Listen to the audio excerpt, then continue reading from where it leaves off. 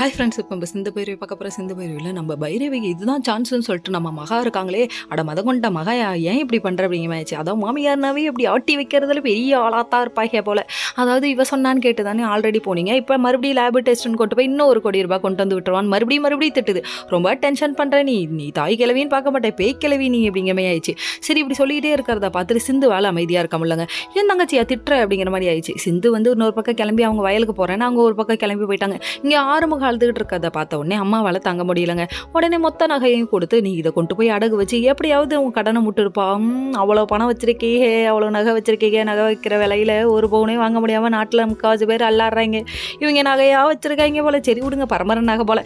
இது ஒரு பக்கம் இருந்தாலும் அங்கே ஒரு பக்கம் போனோடனே ஒரு பாட்டி இருந்துட்டு இது மாதிரி இங்கே வந்தாங்க அவங்க வந்தாங்கன்னு போட்டு கொடுக்க, அதுக்கப்புறம் இந்த பாட்டில் எடுத்துகிட்டு போய் சிவாவை வர வச்சு கொண்டு போய் கம்பெனியில், அதாவது மருந்து கடை எங்கே வாங்கினாங்களோ அந்த கடையிலே போய் இவங்க கேட்க ஆரம்பிச்சிட்டாங்க. ஆமாங்க வந்தாங்கன்னு சொல்லிட்டாங்க. அப்போ மாட்டிக்கிட்டான் தம்பி. இதுக்கப்புறம் மொத்த பேரும் காலி அப்படிங்கிற மாதிரி நாளைங்கிற எபிசோடில் போட்டு காமிச்சாங்க. என்ன வச்சு செய்ய போகிறாங்க. ஆக மொத்தத்தில் அடிதடியே ஒரு வாழ்க்கையாக வச்சுக்கிட்டு சுற்றுறீங்களேடா அந்த கதையில். கொஞ்சமாக சிந்துவையும் சிவாவையும் சேர விடணும், இல்லையா ஆறுமுகத்தையும் நம்ம பைரவியும் சேர விடணும். எதுவுமே பண்ண மாட்டேன். கதையில் உள்ள டைரக்டருக்கு பிரிச்சிருக்கிறது தான் பிடிக்கும் போல.